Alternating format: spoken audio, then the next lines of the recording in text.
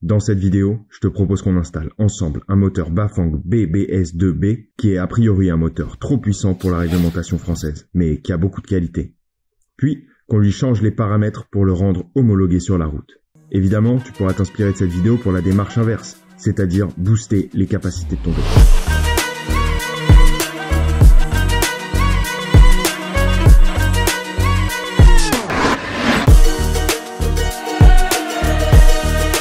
Donc pour commencer, il faut démonter tout ça. Plateau, la manivelle, le boîtier de pédalier à l'intérieur, le dérailleur et on pourra donc virer aussi la poignée de dérailleur puisqu'on n'en aura plus besoin que c'est un monoplateau. C'est parti. Ok, mais alors pour quelle raison bizarre est-ce qu'on installerait un moteur BBS2 qui est un moteur vendu pour 750 watts quand on veut se faire un vélo homologué? Ça paraît complètement idiot, mais pas du tout, puisqu'en fait, le moteur BBS2 est en soi un bien meilleur moteur que son petit frère le BBS1 qui lui te sera vendu comme un moteur 250 watts au niveau des performances et surtout de la fiabilité. Mais seulement si on veut avoir un vélo homologué à la fin, eh bien on est obligé de le reparamétrer puisque ce moteur tu ne pourras pas le trouver dans sa version 250 watts.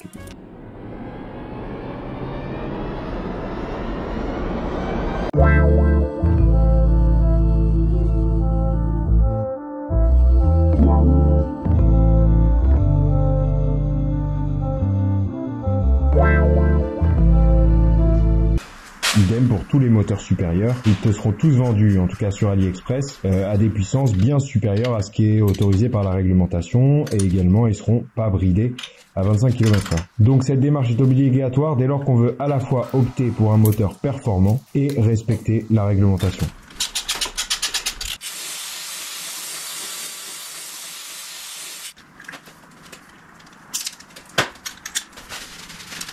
Une fois qu'on a enlevé tout ce qu'il y avait à démonter sur le vélo, il ne s'agit plus que d'installer le nouveau moteur. Pour ça, on le positionne dans la boîte de pédalier et on serre les écrous qui viennent en face bien fort.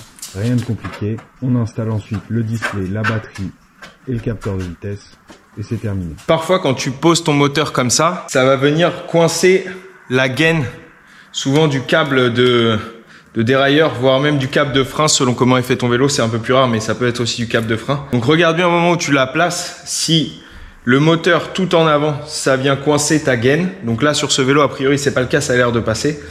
Et donc si ça coince ta gaine, avant de mettre ton moteur, enlève la gaine et le câble et passe avec une plus grande gaine en direct de ta poignée de dérailleur jusqu'à soit cette butée là ou soit carrément jusqu'au dérailleur.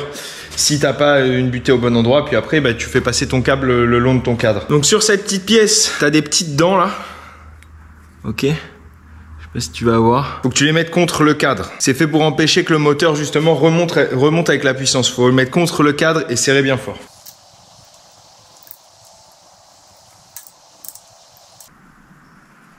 Moi je mets toujours un peu de frein filé sur l'écrou là avant de mettre ça évite que ça se desserre parce que le moteur il va vraiment avoir tendance à tirer comme ça, à vouloir tourner, donc ça peut avoir tendance à se desserrer si c'est pas bien mis. Le frein filé ça coûte une fortune, mais j'ai une bonne affaire pour toi.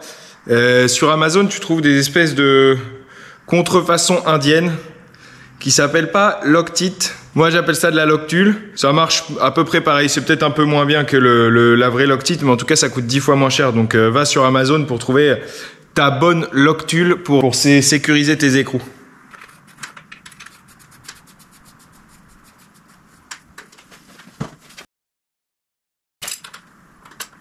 Et voilà ce que ça donne une fois que le moteur est installé.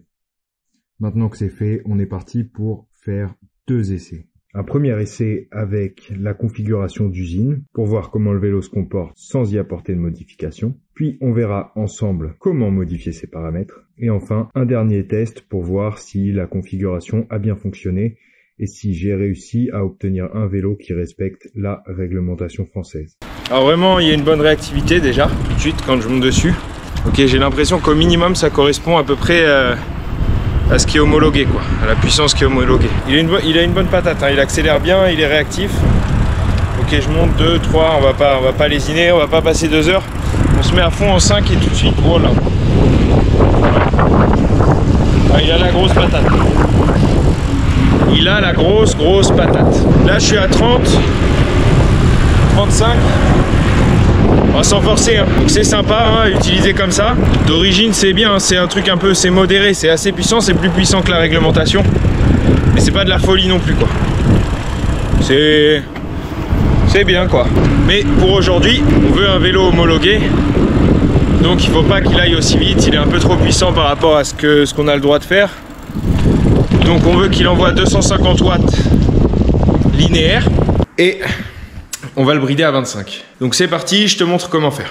Ok, donc pour reparamétrer le vélo, il va te falloir évidemment ton vélo, il va te falloir un PC, n'importe quel ordinateur va fonctionner, et il va juste te falloir ça, ce petit câble USB. Alors il y en a qui le fabriquent eux-mêmes, je trouve que c'est une perte de temps maximum étant donné que ça coûte à peu près 5 ou 10 euros, un truc comme ça. C'est sûr que ça fonctionne avec les Bafang BBS2, je te mets le lien en description.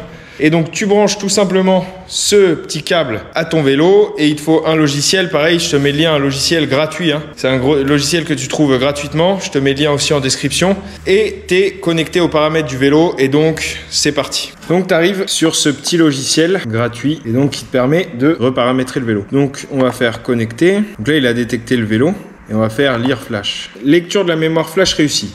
Alors on est parti, je vais commencer par te faire un petit tour du logiciel, t'expliquer ce que tu peux modifier avec et surtout ce qu'il est intéressant de modifier. Donc sur la première page, tu peux voir comme paramètre le Low Battery Protection. C'est simplement à quel niveau de charge le vélo va s'arrêter de fonctionner. Donc ça sert à protéger la batterie d'une décharge trop profonde. Donc pour optimiser la durée de vie de ta batterie, tu peux remonter cette valeur. 31 volts, c'est bien, c'est pas utile de remonter plus haut puisque de toute façon, il y a une chute de tension au moment de l'accélération. Si le moteur se coupe à 31 volts, en fait, ta batterie, elle sera encore aux alentours des 33 volts. 31 volts, c'est très bien. On peut laisser ce paramètre-là. Le Current Limit, alors celui-là, il est très important. Donc c'est la puissance maximum qui va pouvoir être envoyée dans ton moteur. Donc là, il est réglé d'usine à 24 ampères. Là, c'est en ampères. Alors 24 ampères, a priori, c'est beaucoup trop. Ne serait-ce que pour la transmission, en fait. Ça envoie trop de courant, le moteur est trop puissant, donc on va user la transmission pour rien. Et donc ça peut être intéressant de le baisser. Donc selon le type de moteur, de toute façon, il y a des valeurs à pas dépasser. Si vous avez un BBS1, il faut surtout pas dépasser 18 ampères. Sinon, vous risquez de griller votre moteur. Avec le BBS2B qu'on a avec nous, on peut monter au-delà, mais on va avoir une usure prématurée de la transmission et puis même, c'est pas forcément très agréable. Donc nous, on va se contenter aujourd'hui de le mettre à 18 ampères. Comme on réglerait un BBS1, c'est largement suffisant, même en crête. Donc on va le régler à 18 ampères.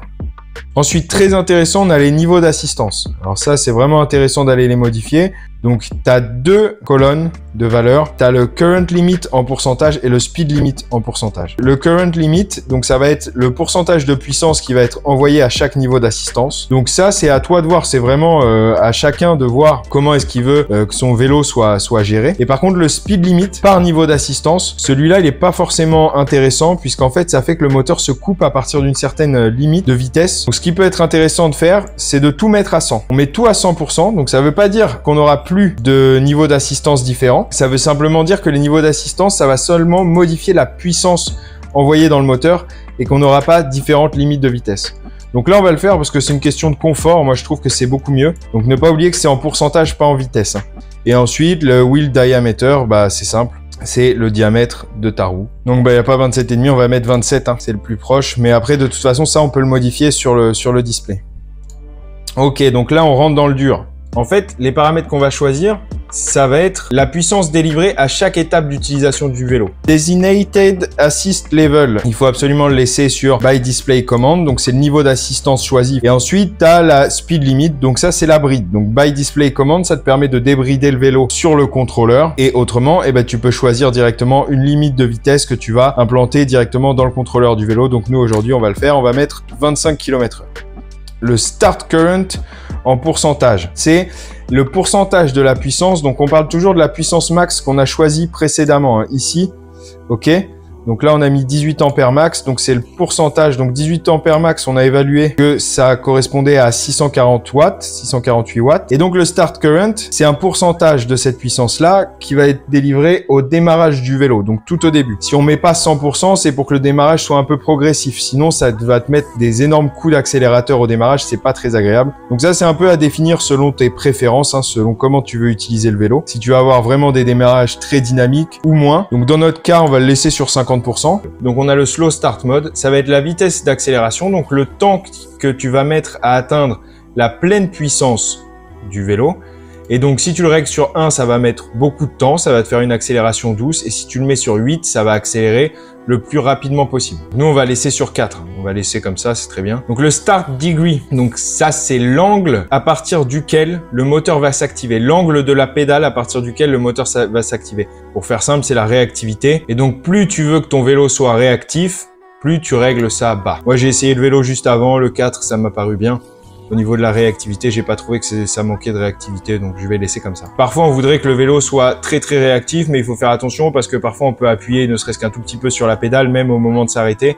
Et c'est pas la peine que le vélo mette des grands coups d'accélération sans qu'on s'en rende compte quand on est soit en train de démarrer ou qu'on est en train de pousser le vélo ou je sais pas quoi. Donc je vais laisser 4. Vous, maintenant, c'est à l'usage, vous pouvez essayer. Plus vous descendez, plus c'est réactif. Et le stop délai, donc en millisecondes fois 10 millisecondes. Donc ça, c'est bien de le toucher. C'est vraiment intéressant d'y toucher puisque ça, c'est le temps que le moteur va mettre à s'arrêter une fois que vous allez arrêter de pédaler. Donc c'est celui-là, ok?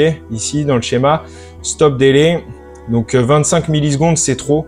Hein, vous pouvez descendre à 10 millisecondes, c'est largement assez. En fait, quand le moteur s'arrête pas bien quand vous arrêtez de pédaler, c'est quand vous freinez d'urgence. En fait, vous avez tendance à user prématurément vos freins déjà comme problème principal de laisser cette valeur trop haute. Donc 10 millisecondes, c'est très bien. Current decay. Celui-ci, il est un peu plus compliqué à comprendre et je vais essayer de vous expliquer simplement. Donc en première partie, vous montez sur le vélo, vous commencez à pédaler. Donc on a bien vu, il y a la puissance au démarrage, ensuite il y a l'accélération. Vous atteignez votre pic et ensuite vous avez le current decay. Et en fait, là, vous choisissez à quel rythme de pédalage vous estimez que vous avez atteint votre vitesse de croisière. À quel rythme de pédalage, vous voulez que le moteur commence à décroître en puissance. Parce que sinon, il va toujours accélérer. Et en fait, vous allez plus ou moins toujours pédaler dans le vide. Current decay, ça permet de changer ça. Et donc, pour avoir une utilisation un peu mixte, pour avoir des bonnes sensations, qui restent des sensations de vélo et pas des sensations de mobilette, d'être toujours tracté, vous pouvez réduire un petit peu cette valeur. Si à l'inverse, vous voulez avoir un vélo qui ressemble plutôt à une mobilette et qui vous pousse à mort, vraiment jusqu'au bout, jusqu'à ce que vous pédaliez très vite, vous pouvez laisser ça sur une valeur haute, comme 8. 8, c'est trop haut, donc on va le baisser, on va le mettre à 2. Ça veut dire qu'on va démarrer, le moteur il va accélérer et que très vite, hop, ça va nous faire une accélération, ça va nous pousser au démarrage, on aura du couple. Mais tout de suite, on va reprendre des sensations de vélo, même si on aura toujours de l'aide, hein, et il va redescendre jusqu'à la valeur qu'on va choisir ensuite. Et ensuite, la dernière valeur, donc ça va être la puissance qu'on va atteindre. Donc une fois qu'on aura franchi le pic, et qu'on aura atteint le délai qu'on a choisi ici, là, donc current decay, qui nous aura permis de redescendre. Et on va redescendre jusqu'à cette puissance. Et cette puissance, c'est une puissance en pourcentage par rapport au début. J'ai calculé que par rapport aux 648 watts en crête qu'on peut avoir, notre puissance linéaire, c'est 250 watts et donc il faut que ce soit 38% de la puissance maximum. Donc, quand on pédalera, le vélo fournira 250 watts. Mais bon, là, on va voir si ça a bien fonctionné et donc si le vélo est devenu un gros veau comme on veut pour respecter la réglementation. Je vais pas péter la gueule. Allez, c'est parti. Bon bah en effet, c'est bon, c'est un gros veau. Non, c'est pas un gros veau, mais ouais, on sent directement hein, beaucoup moins puissant que tout à l'heure. Alors vous le voyez pas la vidéo évidemment, mais vous devez me faire confiance, vous devez me croire sur parole. Et je vous le dis, on sent une grande différence. Donc là, l'accélération elle est toute douce. Et je vois au compteur, hein, c'est affiché. Donc là, on est monté à 250 watts, on va le mettre à fond. Ok, il est bridé à 25.